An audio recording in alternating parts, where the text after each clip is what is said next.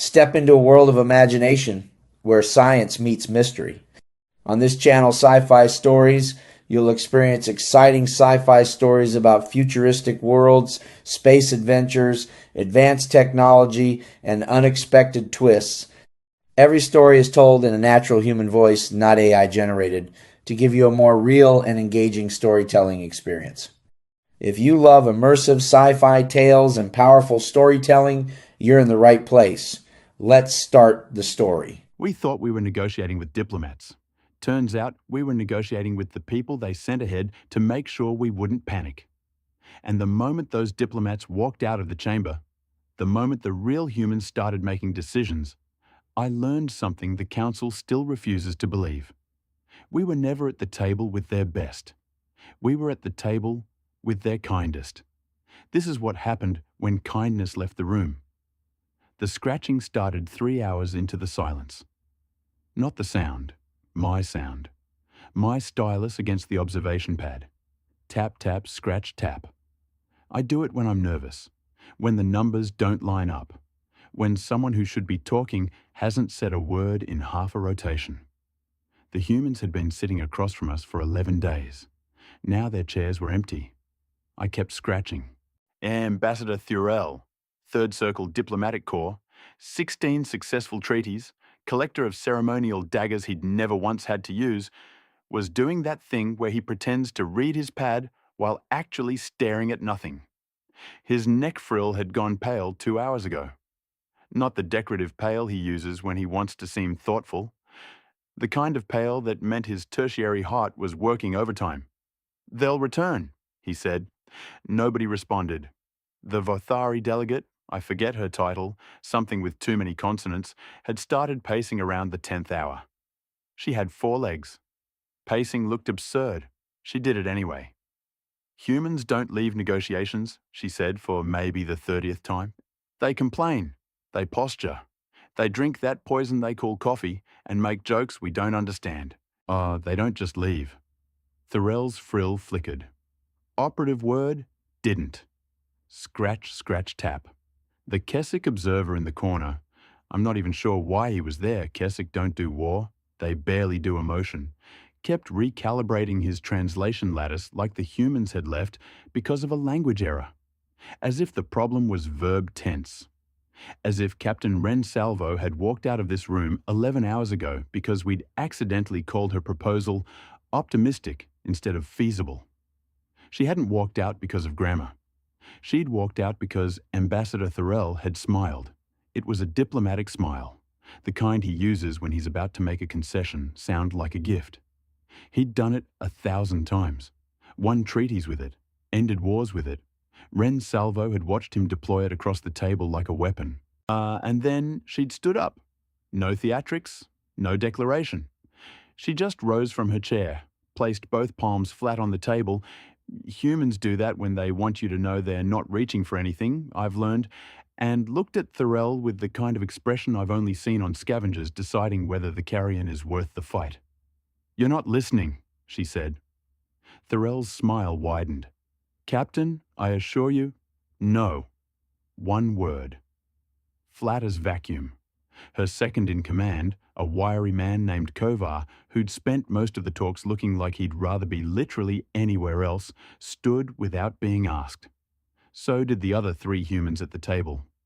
Not synchronized, not rehearsed. Just done. "We'll reconvene when you're serious," Ren said. And they left. That was 11 hours ago. And now I'm sitting in this observation balcony watching the empty chamber below and scratching my stylus against cheap aluminum because the alternative is admitting that I have no idea what happens next. Thorell keeps saying they'll come back. The Vothari delegate keeps pacing. The Keswick keeps recalibrating. And I keep scratching because somewhere in the last 11 hours, I realized something I should have noticed on day 1. The humans weren't here to negotiate. They were here to see if we would. I'm not a diplomat.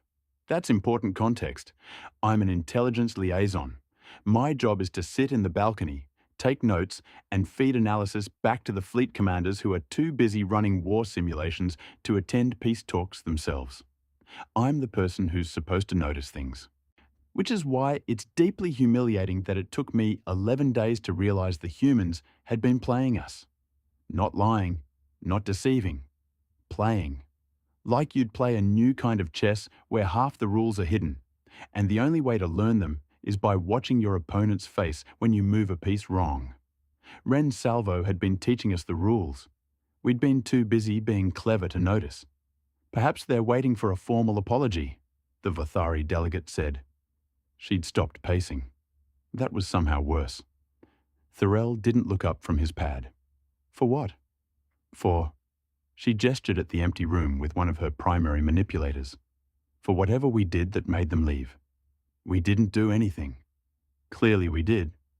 Clearly, Thorell said, voice smooth as poison. They're engaging in a negotiation tactic. Walkouts are not unprecedented. We simply wait for them to realize that they've been fighting this war for 9 years, I said. Everyone looked at me. I don't usually talk during observations. That's not the job. But I'd been scratching my stylus against my pad for 11 hours, and I'd read the brief 400 times, and something about the way Thorell kept not looking at the empty chairs made my feeding tendrils itch. 9 years, I repeated. 73 major engagements, 1,600 colony raids, 490 billion individual casualties on their side alone. And they're still fighting. Thorell's frill did the thing where it goes very still. Your point, liaison? My point is, they didn't walk out of this room because they're posturing. They walked out because they're done pretending this is a negotiation. The Keswick observer stopped recalibrating. The Vathari delegate stopped moving. Thorell kept looking at me with the same expression he'd used on Ren Salvo right before she left. The smile, the diplomatic one. The one that said, I'm listening, but I've already decided you're wrong. They're humans, Thorell said gently. They don't have the leverage to walk away.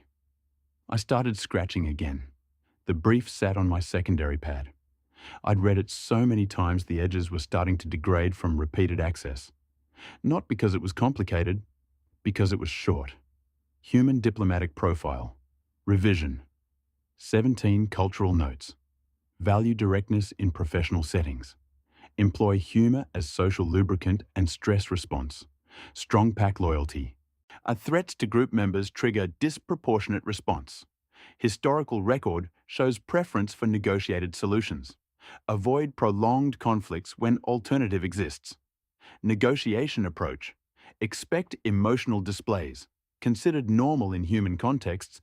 Allow for cooling off periods during tense exchanges. Be prepared for unconventional proposals. Note, humans may appear irrational under stress, but data suggests this is performative risk assessment. Low to moderate. I'd helped write Revision 12. That was 4 years ago, before the Kethric incursion. Back when humans meant those strange mammals who kept asking if we'd tried their food, and not the species currently holding off 3 allied war fleets with what our analysts keep insisting is insufficient industrial capacity. Revision 17 was written by someone who'd never watched a human cargo hauler retrofit itself into a bomber in 48 hours, using parts scavenged from a destroyed refinery.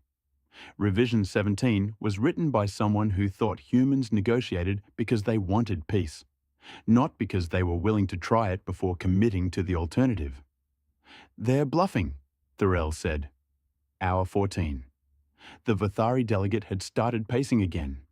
The Keswick had given up on his translator and was just sitting there looking vaguely distressed in whatever way Keswick managed distress with their crystalline faces. Oh, I'd stopped scratching. My stylus was worn down to the nub. Bluffing requires a stake, I said. What exactly do you think they're risking by walking out? Thorell finally looked at me. Really looked. The frill was still pale, but his eyes had gone sharp. Their credibility. Their political position. The goodwill they've built with the neutral coalition. Walking away from peace talks makes them look like they're not afraid of us anymore, I finished. Silence. The kind that has weight. They were never afraid of us, the Vathari delegate said quietly. Thurl's frill flushed dark. That's accurate, I said. Look at the engagement records. Humans retreat tactically. They yield space. But they've never once surrendered a position because they were afraid of casualties. Every retreat has a secondary objective. Every yield is a setup for something worse. That's just... Thorell stopped. Started again. That's just good military doctrine. Right, I said. So why did we think they'd negotiate out of fear? The Vothari delegate stopped pacing. The Keswick made a sound like wind through broken glass. Thorell looked at me with an expression I'd never seen on a diplomat before. Uncertainty. What are you suggesting, liaison? I pulled up my secondary pad, the brief, the one we'd been using for 11 days. I'm suggesting, I said slowly, that we've been negotiating with the wrong assumption. We thought the humans came here because they're losing, because they're tired, because 9 years of war has depleted them. It has, Thorell said. Or the economic data shows they're running their industrial base at 60% over projected sustainable capacity and somehow increasing output quarter over quarter. The casualty reports show they're losing population in contested zones and somehow their recruitment numbers are rising. Every single metric we use to measure a species under strain says the humans should be collapsing. I looked at the empty chairs, but they're not. Hour 17. The Council had sent a message. Not to the humans, to us. It was marked Priority Decode and came with the kind of encryption you use when you don't want anyone knowing you're panicking. Thorell read it 3 times. Then he looked at me. They want a status update. I waited. I'm supposed to tell them. He gestured vaguely at the empty room. Tira this. You could tell them the humans walked out, I suggested. That would require explaining why the humans walked out. You smiled at Captain Salvo when she proposed mutual withdrawal from the Kethric tertiary zones. Thorell's frill went very flat. I was being diplomatic. You were being condescending. I was... He stopped, exhaled through his primary spiracles. She proposed we withdraw from zones we currently occupy, zones we won, in exchange for them withdrawing from... Where exactly? Empty space? Contested asteroid fields? They don't hold anything in Kethric Tertiary. That wasn't a proposal. That was theatre. Maybe, I said. Or maybe they were testing something. Testing what? I scratched my stylus against the pad. Tap, tap, scratch. Whether you understood what you were negotiating for. The humans had a phrase they used during the talks. Kovar said it on day 3 when Thorell suggested they accept a 15-year non-aggression pact in exchange for ceding the Outer March territories. You want us to what now? He'd said it like Thorell had proposed something obscene. Funny thing was, by council standards, it was a generous offer. 15 years of guaranteed peace, full trade restoration, reparations for 3 of the colonies the colonies. Ren Salvo had just looked at Thorell and said, "We'll consider it," which is diplomat for absolutely not, but I'm too polite to laugh in your face. I'd noted it in my report. Humans demonstrate consistent rejection of territorial concessions despite military pressure. No, what I should have noted, humans don't surrender space they've bled for, even when holding it makes no tactical sense. What I definitely should have noted, stop assuming they think like us. Hour 19. The Vothari delegate's name was Shevik. I remembered because she finally stopped pacing long enough to sit down next to me in the observation balcony and ask the question nobody else wanted to voice. What do you think they're doing right now? I looked at her. 4 eyes, 2 of them auxiliary, positioned for peripheral threat detection. Evolutionary holdover from when her species lived in forest canopies and things hunted from below. Honestly? Please. I think Captain Salvo is sitting in her ship, drinking something with too much caffeine and waiting to see how long it takes us to panic. Shevik's auxiliary eyes narrowed. That's not a negotiation tactic. No, I agreed. It's a psych operation. Against diplomats? Against the people who sent the diplomats. She went very still. Down in the chamber, Thorell was composing his message to the council. I could see his frills cycling through colours. Pale to dark to pale again. Stress pattern. They're not coming back, Shevik said quietly. Not until we change the terms, I agreed. We can't change the terms. The council isn't here. She looked at me with all four eyes. You're suggesting we negotiate without authority? I'm suggesting, I said carefully, that we figure out what the humans actually want before Captain Salvo decides that talking was a waste of time and goes back to doing what she's apparently very good at. Which is? I pulled up the combat reports. T 1,600 engagements, 490 billion casualties. Winning, I said. Hour 22. Thorell sent his message. I don't know what it said. Probably something diplomatic. Something that made the walkout sound like a minor procedural hiccup rather than a complete breakdown of the negotiation framework. Probably something that made us sound like we were still in control. The council's response came back in 14 minutes. That's fast. That's, we've been waiting by the communication relay, fast. That's, oh shit, fast. Thorell read it. His frill went pale, then dark, then completely flat against his neck. They want us to bring the humans back, he said. How? Shevik asked. They didn't specify. I stopped scratching. What did they say exactly? Thorell looked at me. For the first time since this started, he looked old. Tired. Like someone who'd suddenly realized the game he'd been playing had different rules than he thought. They said, restore talks immediately. Human withdrawal from negotiations unacceptable. Utilize all necessary incentives. Incentives, I repeated. Incentives. Shevik's auxiliary eyes went wide. They want us to threaten them? They want us to bring them back to the table. By threatening the species that's been fighting 3 allied fleets to a standstill for 9 years. Yes? We all looked at each other. Then we looked at the empty chairs. Well, I said finally, that's certainly a plan. Hour 25. I did something I probably shouldn't have done. I accessed the human diplomatic vessel's communication protocol. Not to listen in. That would be illegal. But to ping them.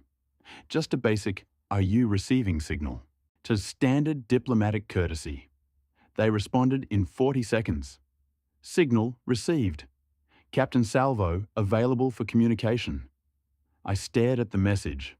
They hadn't left. They were still here, still in orbit, still waiting. I showed Thorell. His frill cycled through 3 colors in 2 seconds. They're still here, he said. Yes. They never left the system. No? So this whole... He gestured at the empty room. Was just to make a point? Or to see if we'd noticed they were still here? Shevik leaned over my shoulder. Can you open a channel? I could. Should you? I looked at Thorell. He looked at the message, then at the empty chairs. Open it, he said. The channel connected. Captain Ren Salvo appeared on the display. She looked exactly like she had 11 days ago. Same worn uniform, same tied-back hair, and same expression that somehow managed to be both patient and deeply, profoundly done with this conversation. Ambassador, she said. Thorell's frill did something complicated. Captain, we were concerned. Were you? When you left. We didn't leave. We walked out of a room. There's a difference. Silence. Thorell tried the smile. Ren's expression didn't change. He stopped smiling. Captain, he started again, the council has asked that we... Let me save you some time, Ren said.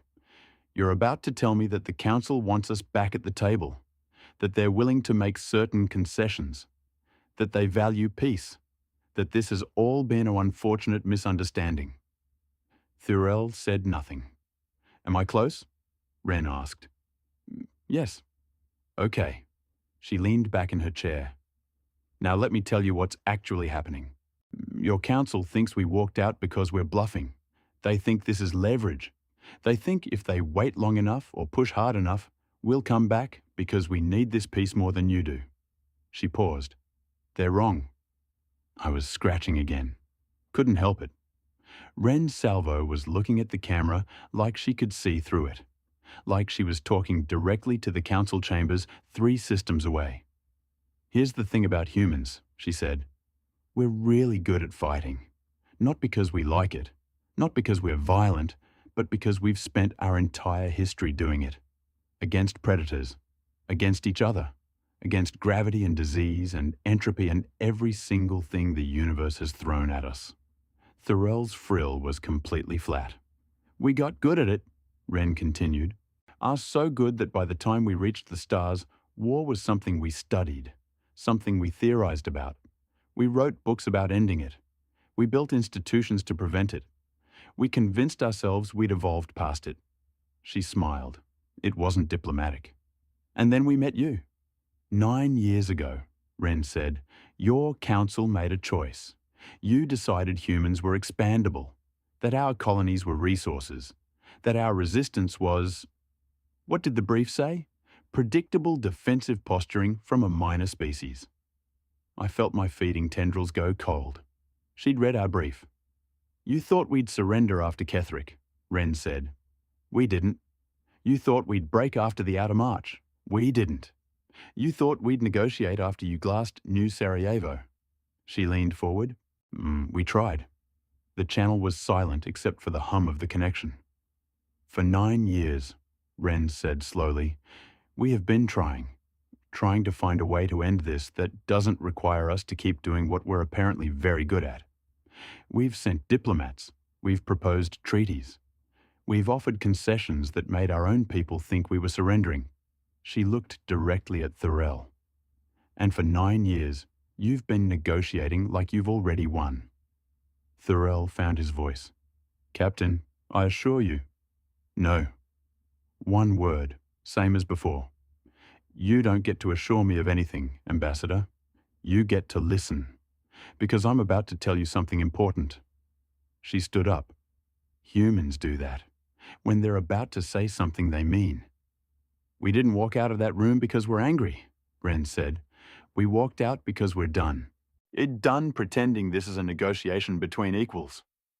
Done pretending your council is acting in good faith. Done wasting time on people who think peace is something you grant instead of something you build. Shevik made a sound like breaking ice. Wren heard it. Oh, she said. You have questions. Good. Here's the answer. We're not coming back to that table. Not under these terms. Not with these negotiators. Not until your council understands what they're actually asking for. And what, Thorell said carefully, is that? Wren smiled. The kind of smile you see on people who've already made their choice and are just waiting for you to catch up. They're asking us to stop, she said. To stop fighting. To accept whatever terms they offer because the alternative, actual, our prolonged war with a species that's been preparing for conflict since before we had fire, is unthinkable, she paused. It is unthinkable. For them, because they've never had to think it.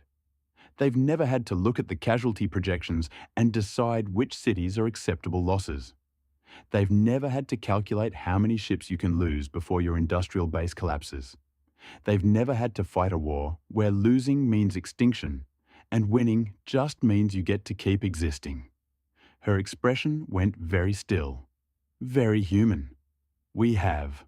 The channel closed, not abruptly. Wren just nodded once, like she'd said everything worth saying, and cut the connection.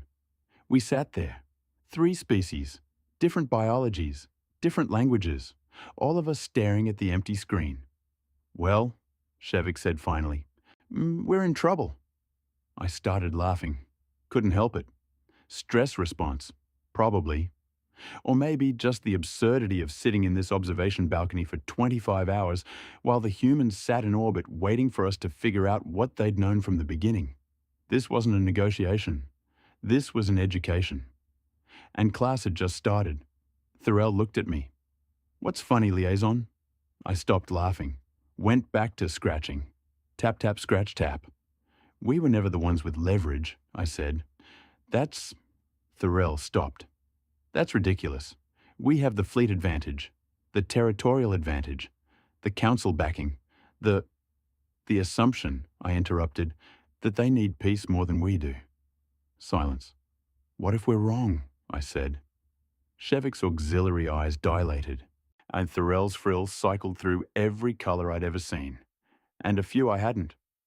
If we're wrong, he said slowly, then we've been negotiating with a species that's been letting us negotiate, because it's easier than the alternative. Yes. And if they decide the alternative is easier, then we find out, I said, what 9 years of war looks like when humans stop trying to avoid it. Down in the empty chamber, the chairs sat waiting. The humans weren't coming back. Not yet. Not until we understood what we were really asking them to do. Give up? Stop fighting? Surrender? The species that had spent 9 years demonstrating that surrender wasn't in their operational vocabulary. I kept scratching. Thorell kept staring. Shevik kept being very, very still. And somewhere in orbit, Captain Ren Salvo was probably drinking terrible coffee and waiting to see how long it took us to panic. I checked the chrono. Hour 27. It was going to be a long night. The council's second message arrived at hour 33. I was still in the observation balcony. Hadn't left. Didn't see the point.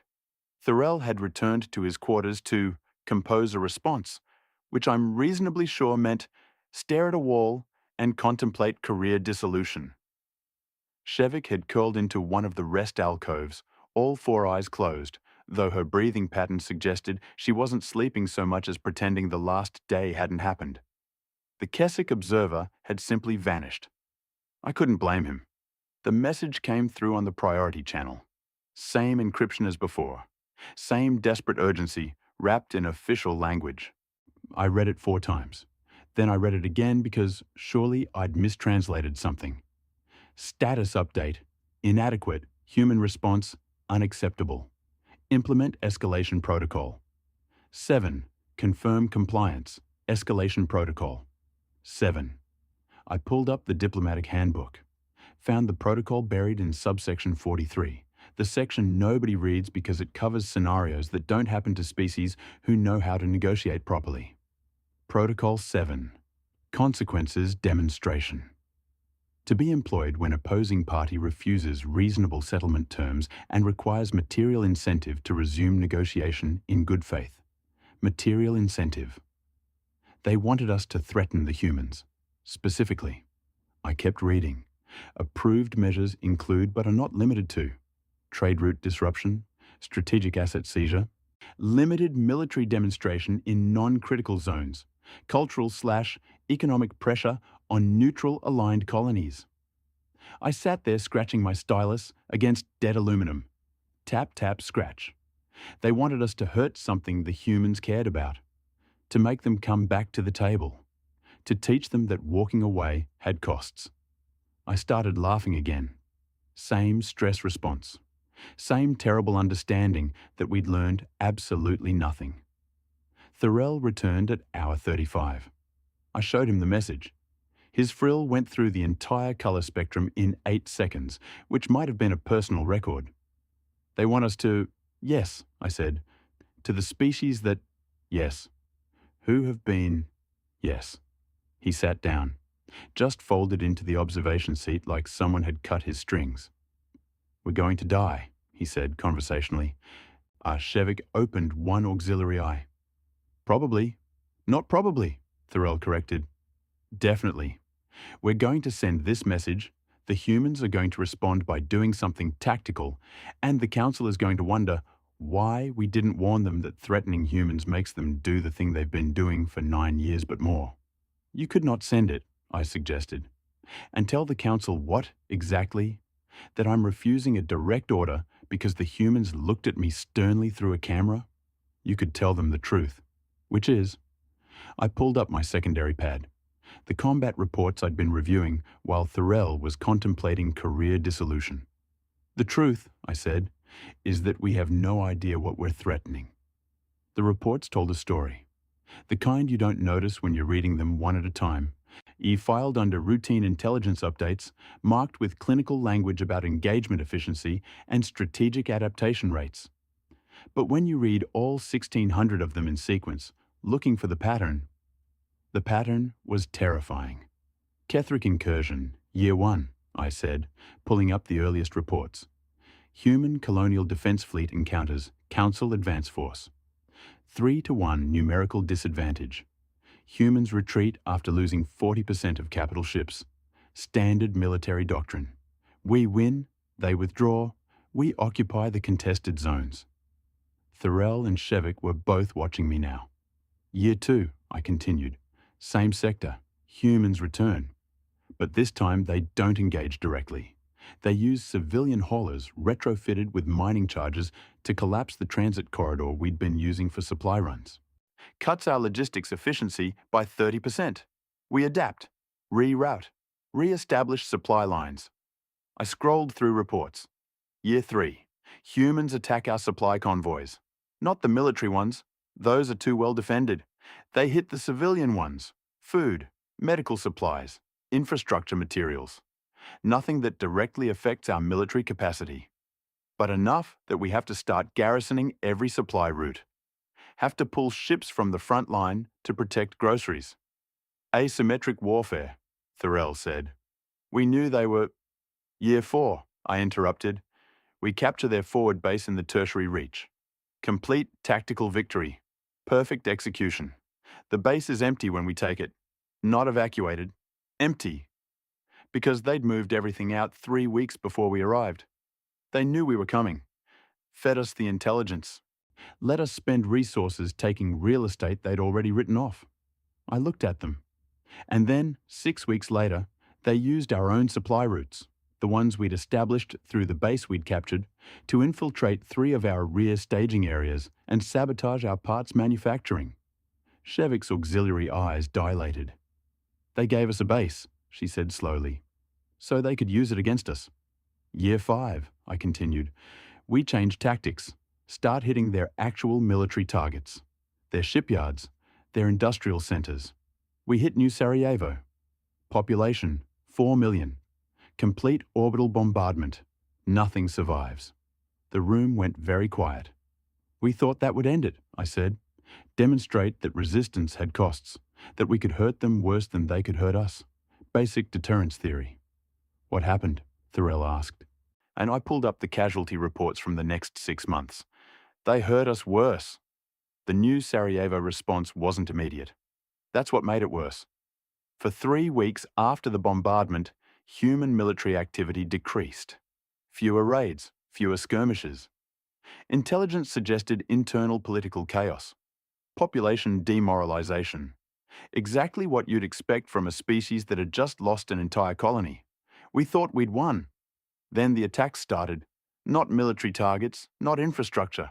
Not anything we could defend against because they weren't attacking in any way we could predict. They went after our people. Specifically, high-ranking military personnel, fleet commanders, strategic planners, anyone involved in the new Sarajevo operation. Not assassinations. That would have been cleaner. They captured them. I had 17 officers over 4 months, taken from secure facilities, from personal quarters. One from a military tribunal on a Core World 3 systems from any active combat zone. The Council demanded explanations. We had none. The humans held them for exactly 30 days. Then they sent them back, unharmed, physically. Every single one of them requested immediate retirement, medical discharge, transfer to non-combat roles. Anything that meant they didn't have to go back. I'd read the psychological evaluations. The words they used kept repeating. Patient, methodical, waiting. The humans hadn't tortured them.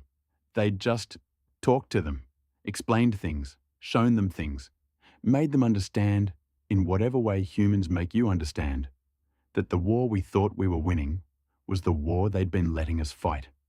And that if we pushed them, if we really pushed them, they'd show us the war they'd been holding back.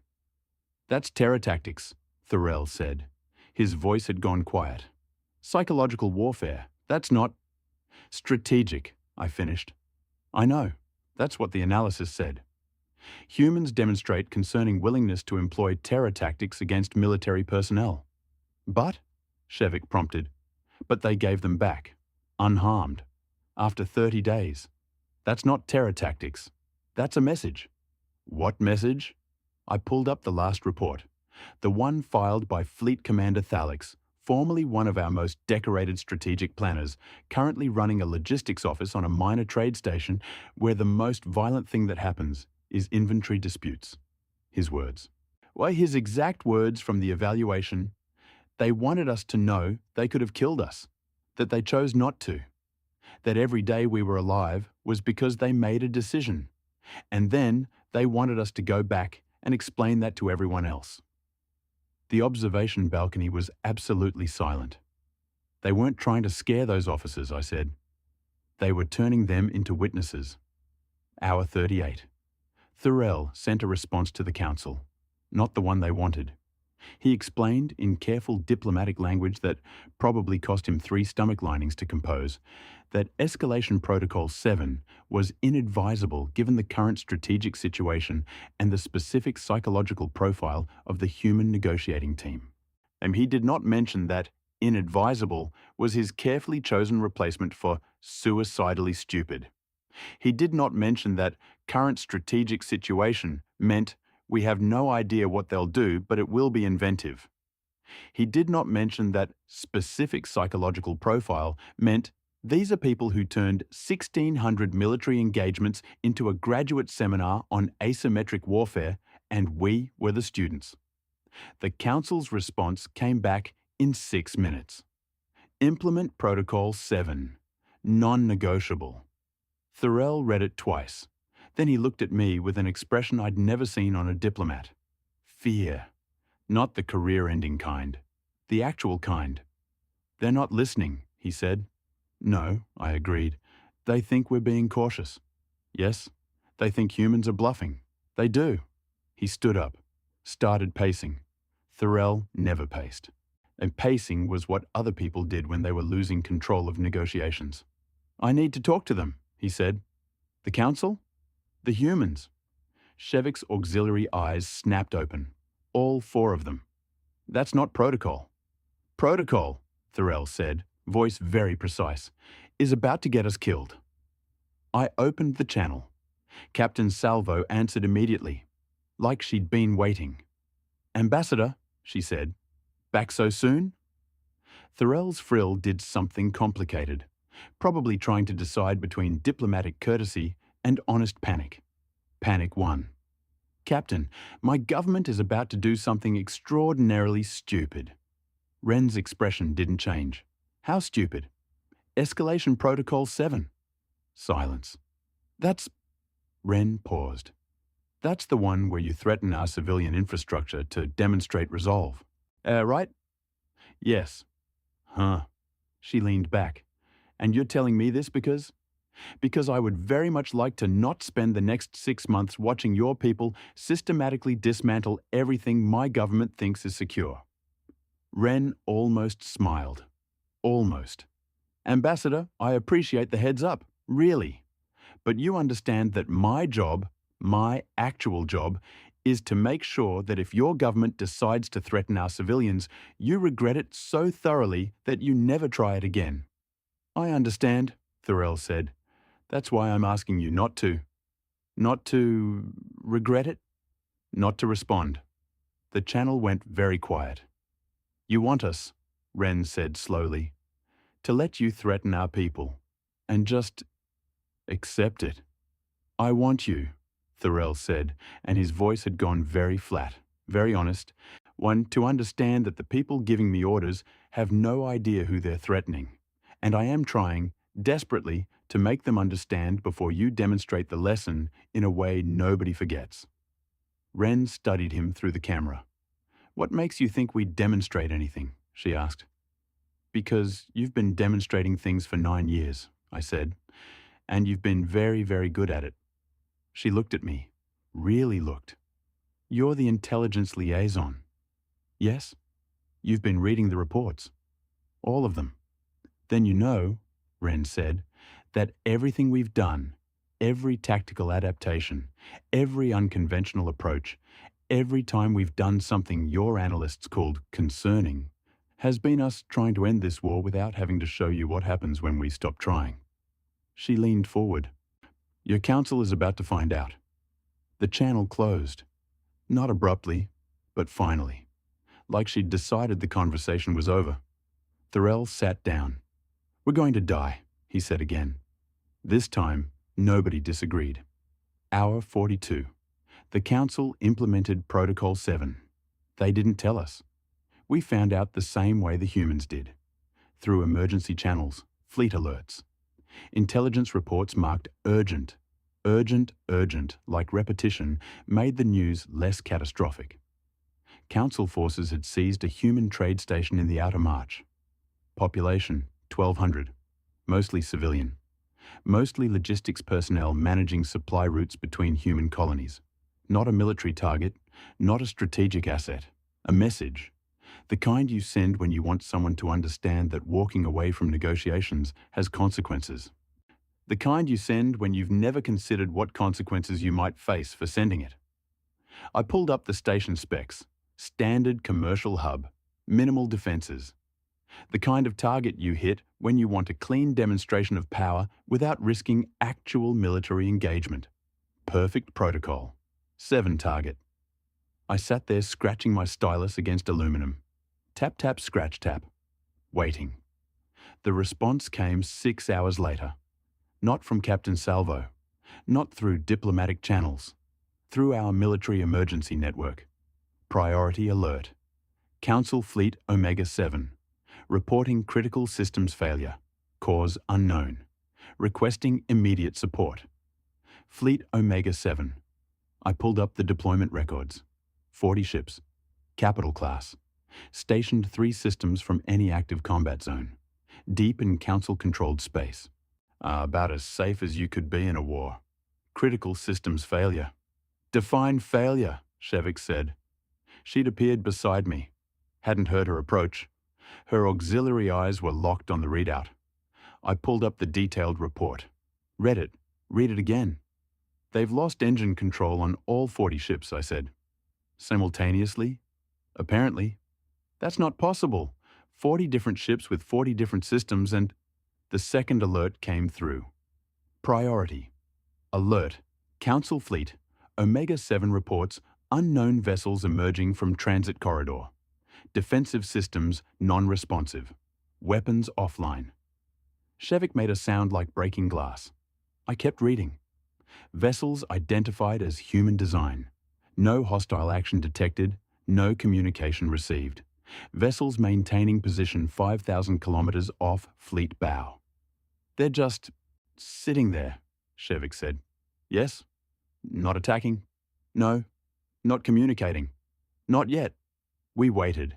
5 minutes later, the third alert arrived. Fleet Omega-7 systems restored. Engine control returning.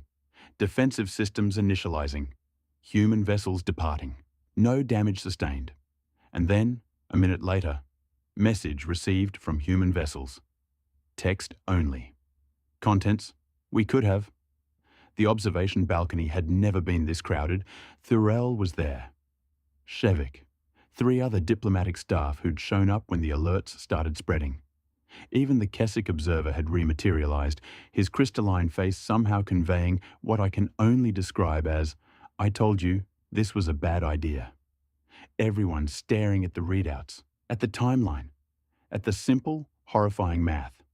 The Council had seized a human trade station at hour 42.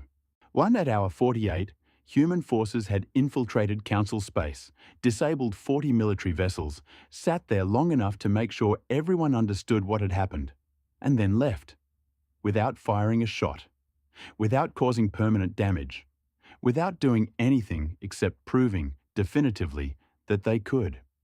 How? One of the diplomatic staff, I didn't know her name, kept repeating. How did they get into Council space? How did they disable fleet systems? How did they know which fleet to target? I didn't answer. Didn't need to. The reports I'd been reading told the story. 9 years, 1,600 engagements, every single one a lesson, every single retreat a setup, every captured officer a witness. We'd thought we were fighting a war. They'd been building an education curriculum, and we'd just graduated. Hour 51. In Captain Salvo opened a channel, not to Thorell, to me. Liaison, she said. You still there? I looked at the camera. Yes. Good, I have a question. I waited. How many reports did you read? All of them. All 1,600? Yes. And what did they tell you? I scratched my stylus against the pad. Tap, tap, scratch. That you've been trying, I said, for 9 years. That every time we pushed, you pushed back just hard enough to make us stop, but not hard enough to make us surrender. That you've been fighting a war you're trying very hard not to win. Why? Because winning means breaking us completely. And you don't want that. Ren nodded slowly. We don't. We really, really don't. Do you know why? No. Because we've broken ourselves, she said, multiple times throughout our history. We know what it looks like.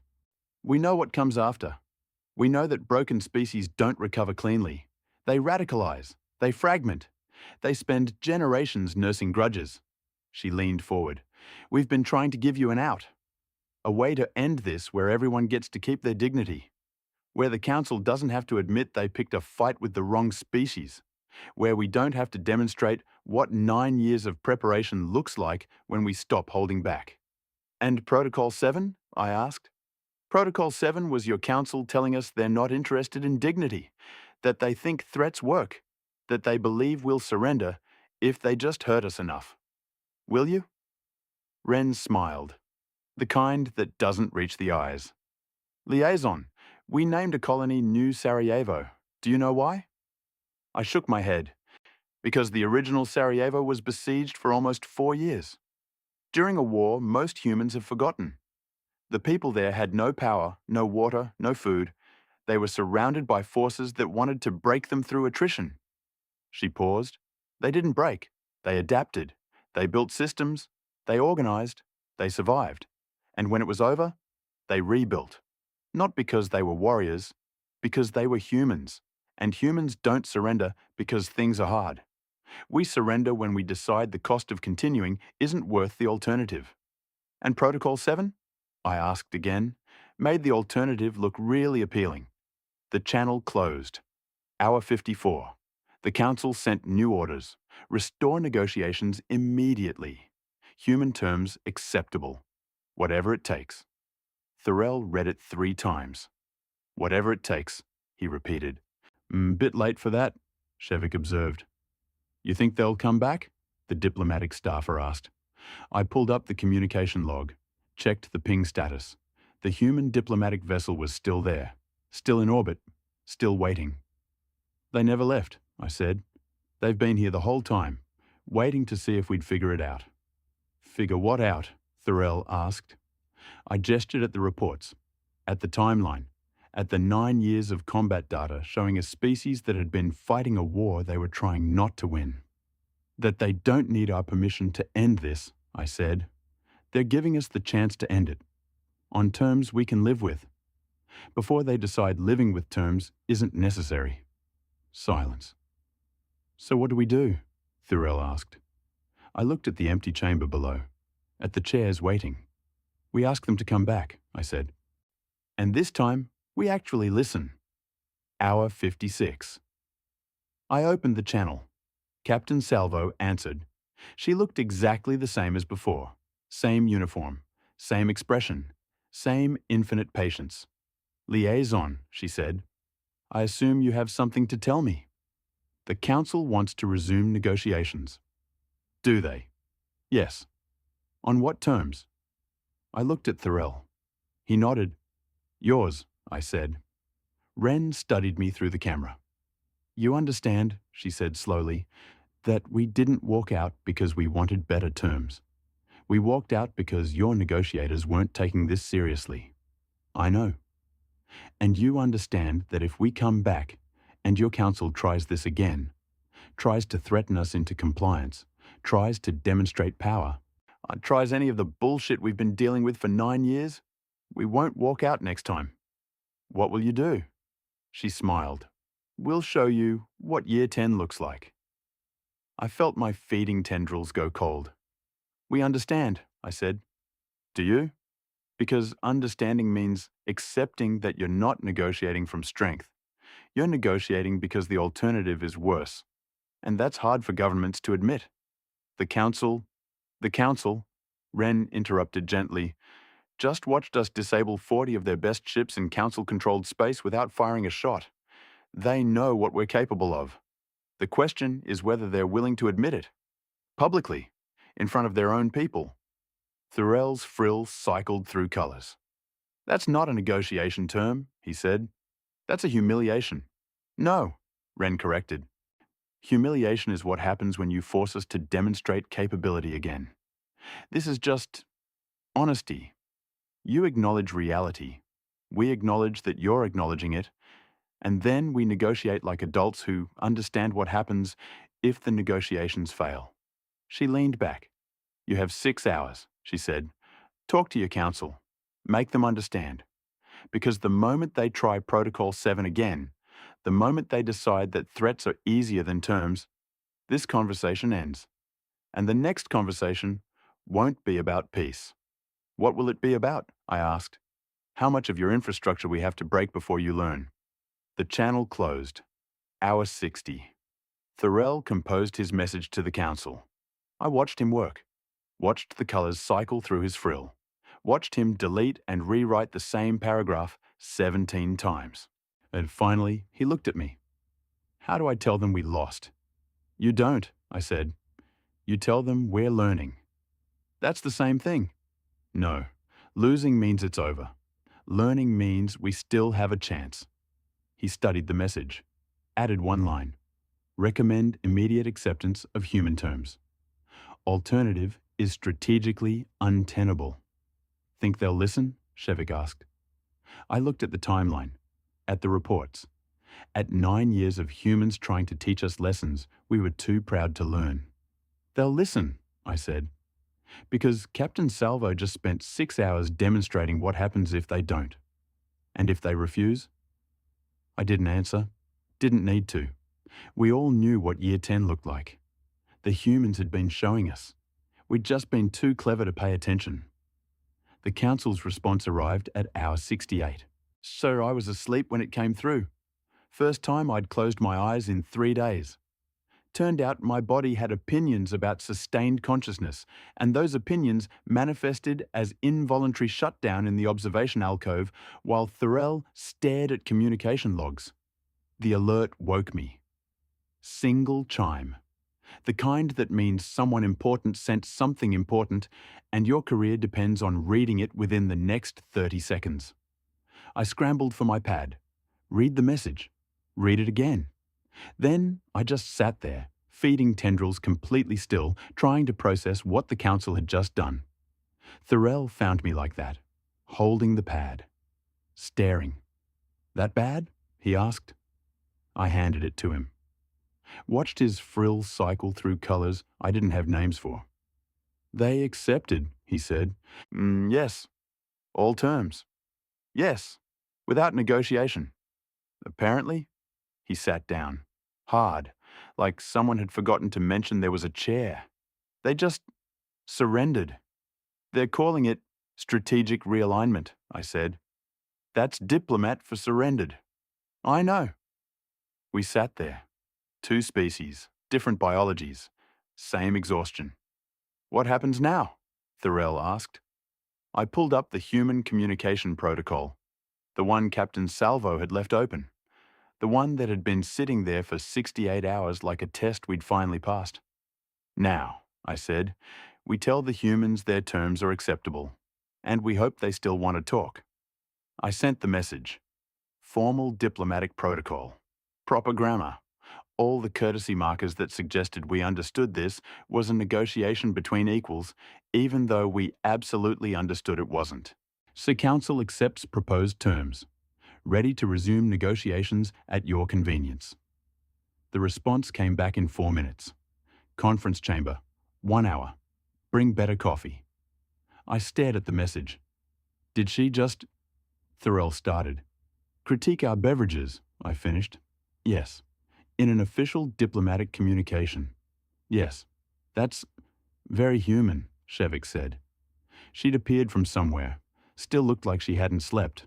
Her auxiliary eyes were doing that thing where they focused on different distances simultaneously, which either meant she was processing multiple data streams or having a minor breakdown. Possibly both. They're coming back, I said. In an hour. Yes. To the same chamber. Apparently. After we just... Thurell gestured vaguely. Everything. Yes. He looked at me. What changed? I thought about that. And about 9 years of combat reports. About 1,600 engagements. About humans who'd spent almost a decade demonstrating what happened when you pushed them. About Captain Ren Salvo sitting in orbit for 68 hours waiting for us to understand the lesson. We did, I said. The humans arrived early. Not slightly early.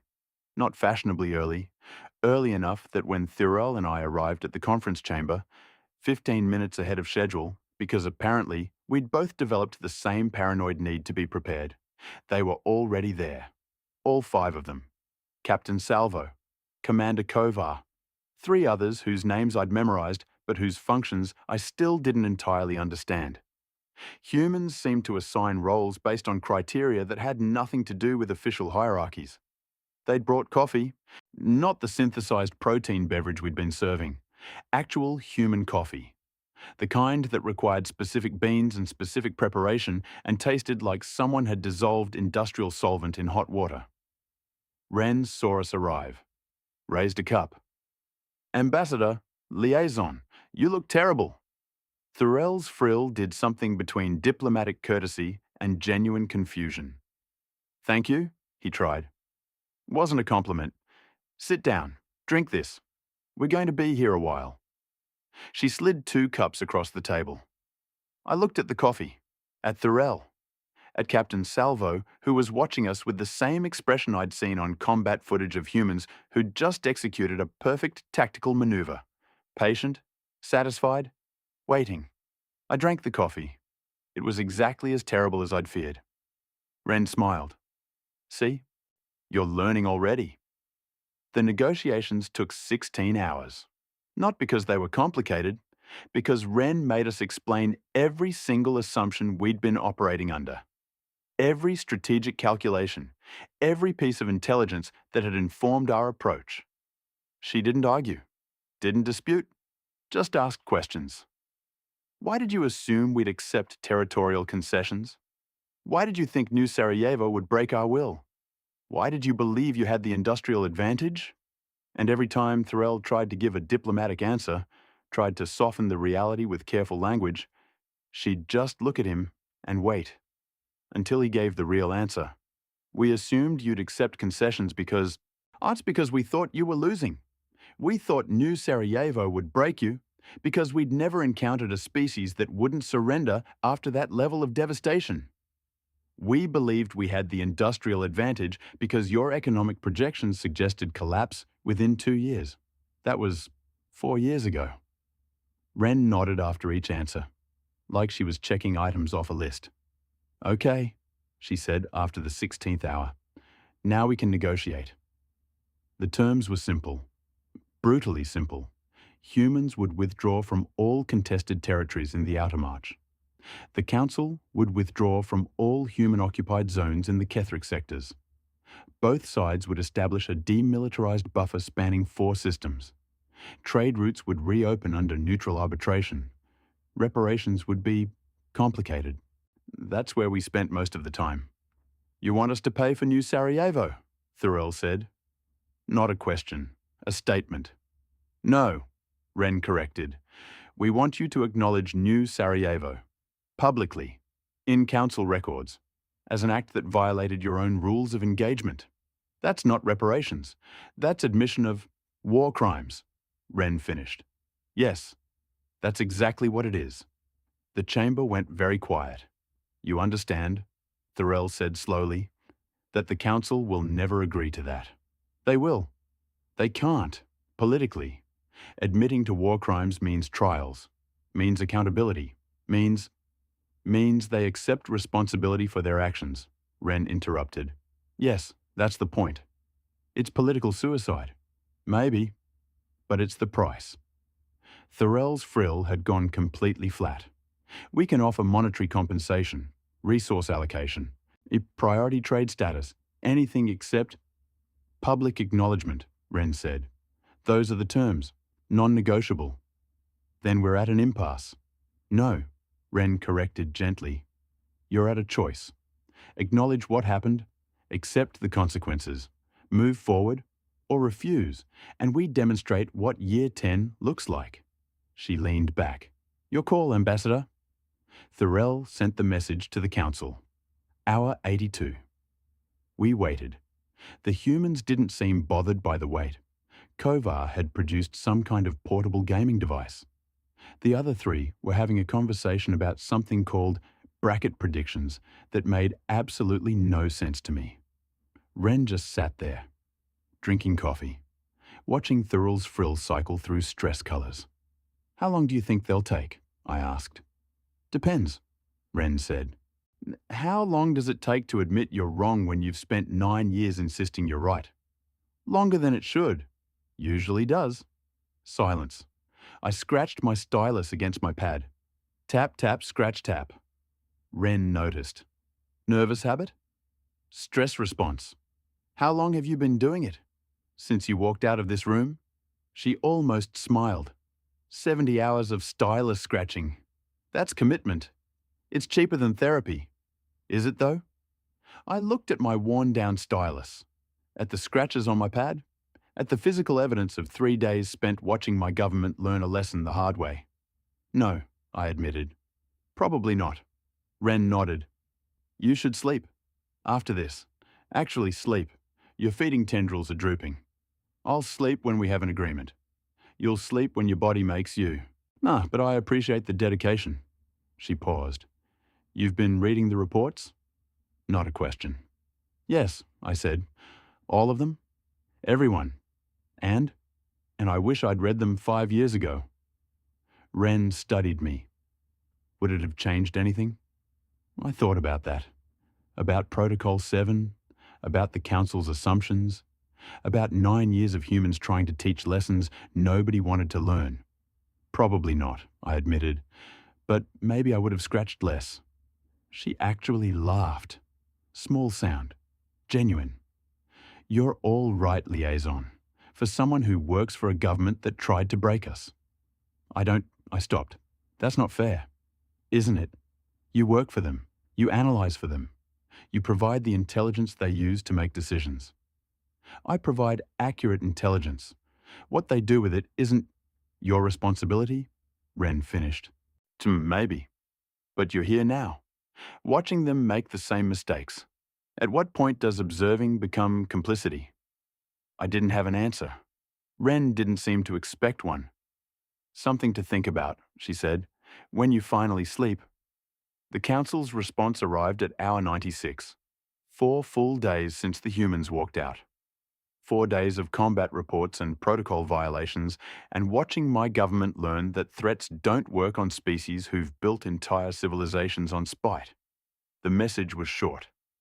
Terms accepted. Acknowledge recorded. Treaty signing scheduled for tomorrow. I showed it to Wren. She read it, put down her coffee. Huh, she said. Is that good? Thorell asked. It's surprising. I genuinely thought they'd refuse, that we'd have to demonstrate consequences again. You wanted them to refuse? No, but I expected it. Politicians don't like admitting they're wrong, especially not publicly. Especially not when admission means trials and consequences and all the messy accountability that comes with acknowledging you committed war crimes. She looked at the message again. But they did it anyway. The treaty signing happened in the same chamber. Different energy, though. The Council had sent representatives, high-ranking ones, the kind who don't usually attend treaty signings because they have people for that. They showed up anyway. Probably wanted to make sure we didn't somehow screw this up in the final hour. Wren arrived with the same team, same worn uniforms, same expression that managed to be both professional and deeply, profoundly done with this entire process. The signing took 6 minutes. Everyone had prepared speeches. Nobody gave them. We just signed. Human script on one side, council standard on the other. Electronic verification. Witnessed by neutral parties who'd shown up specifically to confirm that yes, this actually happened. And then it was done. 9 years, 1,600 engagements. 490 billion casualties. Ended with signatures and silence and the kind of exhausted relief that comes from finally being finished with something you should have never started. Wren stood up, extended her hand across the table. Ambassador. Thorell looked at the hand, at Wren, at the treaty document sitting between them. Then he reached out. They shook. Human gesture. Strange one. But Thorell had been studying human customs during the negotiations. Probably figured if we were going to have peace, we should at least know how to greet it properly. Captain, he said, I hope we never have to do this again. We won't, Wren said, because next time you try something like New Sarajevo, there won't be negotiations. They'll just be year 10. She smiled. But I don't think you'll try it. Why not? Because you're learning, slowly, painfully. But you're learning. She released his hand, nodded to me. Liaison. Get some sleep. Read fewer reports. Maybe find a hobby that doesn't involve stress-scratching aluminum.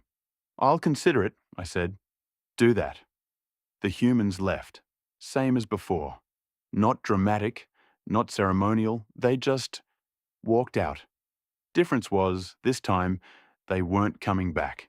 I found Thorell in the observation balcony an hour later. He was sitting in the same seat I'd occupied for 4 days, looking at the empty chamber below. It's over, he said.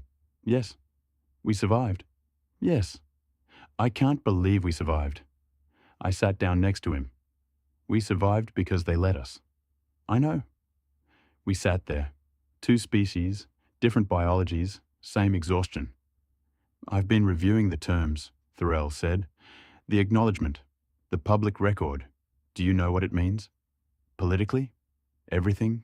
Trials, investigations, careers ending, people I know, people who gave orders, facing actual consequences. Good, I said. He looked at me. Good? They gave the orders. They committed the acts. They started the war. Seems fair they face the consequences. You work for them. I work for the council. Doesn't mean I agree with everything they do. That's... He paused. That's dangerously close to sedition, Liaison. Probably.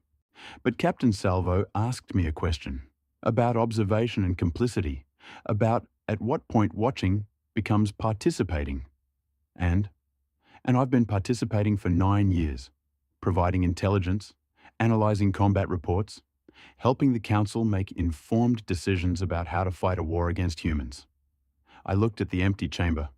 Turns out all that information was useless, because the fundamental assumption that humans think like us, fight like us, break like us, was wrong. And I spent 9 years reinforcing that assumption instead of questioning it. You're an analyst. You analyze data. I analyze the data they tell me to analyze, in the framework they provide, using assumptions they've already made. I pulled out my stylus, looked at it, worn down to nothing, scratched and dented from 4 days of nervous fidgeting. I'm done doing that, I said. The next morning, I submitted my resignation. Standard protocol, 2-paragraph document, professional courtesy. The council accepted it immediately, probably relieved to lose the analyst who'd watched them surrender to humans and thought it was the right call. Thorell found me packing my observation equipment. You're really leaving? Yes. Where will you go? Don't know yet. Maybe one of the neutral stations. Maybe somewhere that doesn't have a military intelligence division. You're good at this work. I'm good at reading. Doesn't mean I should be reading for people who won't listen. He watched me pack. The council is going to change, he said. After this. After the acknowledgement.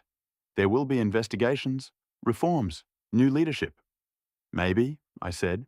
Or maybe they'll just find smarter ways to make the same mistakes. You don't believe people can learn. I thought about that. About 9 years of reports. About humans demonstrating lessons nobody wanted to learn. About Captain Ren Salvo sitting in orbit for 4 days, waiting for us to understand. I believe people can learn, I said. I'm just not sure they will. Not without someone making them. And you think the humans will make them? I think the humans already did. Question is whether the lesson sticks. I sealed the last container, looked at Thorell. You staying? He touched his frill. The colours had finally stabilised. Pale blue, calm. Someone has to make sure they remember, he said. Remember what? That peace isn't something you grant. It's something you build. And if you try to grant it, if you try to dictate terms to species who've proven they don't break, you end up here. Signing treaties that acknowledge you committed war crimes. Think the Council will remember? Not without reminding. You volunteering? Someone has to. I picked up my containers, extended one of my feeding tendrils. Human gesture. Strange one. But Thorell had been studying human customs. He reached out. We shook. Ambassador, don't let them forget. Liaison. Find a better hobby. I almost laughed. I left the council station 6 hours later. Caught a neutral transport heading toward the border territories. The zones where council authority was more suggestion than law, where species who didn't fit the standard hierarchies tended to congregate. The transport was crowded. Mixed species. Mixed purposes. And I found a seat near the viewing port. Pulled out my new stylus. Didn't scratch it against anything. Just held it. Thinking about 9 years of war. About humans who'd spent that time trying to teach lessons. About governments who'd spent that time refusing to learn them. About what happens when you finally learn. 3 months later, I was working at a neutral trade station. Not analysing, not reporting. Just managing cargo manifests. Boring work. Safe work. The kind where nobody dies because you read a report wrong. I liked it. The station had a mixed crew. Vathari, Keswick, a few species I didn't recognise, and occasionally humans. They came through on supply runs, trading missions, the kind of routine commerce that happens when species aren't actively trying to kill each other. I saw Captain Salvo once. She was passing through the cargo bay. Different ship, different mission, but same expression, same worn uniform. She saw me, stopped. Liaison, you're alive. Surprisingly. Working here now? Apparently. Huh? She looked around the cargo bay, at the stacked containers, at the manifest displays. Big career change. Seemed appropriate? You reading fewer reports? Much fewer. Good. You look better. Less droopy. I touched my feeding tendrils. Thank you? Still a compliment, still terrible at receiving them. She smiled. Then she looked at me. Really looked. You doing okay? She asked. Actually. I thought about that. About 3 months of cargo manifests. About sleep schedules that made sense. About work that didn't require analysing how many people died this week. Yeah, I said. Actually, I am. Good, Ren said. A galaxy needs more people who quit jobs that make them scratch aluminum for 4 days straight. Probably. She nodded. Started to leave, then paused. Hey, Liaison. You ever want to read reports again? Actual reports, the kind that matter? Look up the Independent Analysis Coalition. They do good work. Could use someone who knows how to read between the lines. What kind of work? The kind that keeps governments honest. Or tries to. She walked away. Left me standing there, holding a cargo manifest, thinking. I looked up the Independent Analysis Coalition that night. Non-governmental organisation. Multi-species. Focused on conflict analysis and preventing the kinds of mistakes that lead to 9-year wars. They were hiring. I submitted my application. Got accepted 3 weeks later. Turned out, analyst who watched the council surrender to humans and thought it was the right call was exactly the kind of perspective they wanted. I've been working for the coalition for 6 months now. We analyse conflicts, provide assessments to neutral parties, try to help governments understand when they're making mistakes before those mistakes cost lives. It's harder than cargo manifests. More rewarding though. Last week, I wrote my first independent report. Analysis of the Ketheric peace process. Recommendations for preventing similar conflicts. The executive summary was simple. Listen to the people you're fighting. They're usually trying to tell you something. I submitted it. Got a response from the director 3 hours later. Report accepted. Well done. But next time, try not to make the entire council look incompetent. And I wrote back, difficult when the council actually was incompetent. The director's response, fair. Carry on. 9 months after the treaty signing, I got a message from Thorell. Short one. Council completed investigations. 17 senior officers facing trials. New protocols implemented. Humans monitoring compliance. Thought you'd want to know. I wrote back. Did they learn? His response came 6 hours later. They're trying. It's a start. Also, stopped serving that terrible synthetic coffee. Humans sent actual beans. It's worse, but everyone drinks it anyway. Not sure what that means. I laughed. Actual laugh. The kind that doesn't have stress attached. Wrote back, it means they're learning too. Good luck, Ambassador. Don't let them forget. His final message, won't. You stay safe, read good reports, and liaison, get a better stylus. Yours looks terrible. I looked at my scratched, worn stylus. The one I'd carried for 9 months. The one that reminded me what happens when you spend too long analysing instead of thinking. I put it in a drawer. Got a new one. This one I wouldn't scratch. This one I'd use for writing. For reports that mattered. For analysis that helped instead of hurt. The galaxy kept turning. The council kept investigating. The humans kept monitoring. And somewhere in all of it, peace kept existing. Not perfect peace. The kind with rough edges and mutual suspicion and occasional diplomatic incidents that required careful management. But peace nonetheless. The kind you build instead of grant. The kind that lasts. I wrote about it sometimes in my reports. Or trying to explain to governments who'd never learned the hard way what happens when you push species that don't break. Trying to help them understand before they needed their own Captain Salvo sitting in orbit, waiting for them to learn. Sometimes they listened, sometimes they didn't, but I kept writing, kept analysing, kept doing the work. Because that's what you do when you learn. You teach, you hope others listen. You prepare for the ones who won't. 2 years after the treaty signing, I saw Captain Salvo again. Coalition conference. Multi-species. Focused on conflict prevention. She was there as a human military advisor. I was there presenting my analysis of the Ketheric peace process. We ended up at the same hospitality table. She was drinking coffee. I was drinking something that wasn't coffee because I'd learned some lessons. Liaison, she said. Still alive. Still working. Still both, I agreed. Read your report. The Ketheric analysis. And? It was good. Accurate. Didn't pull punches. Thank you.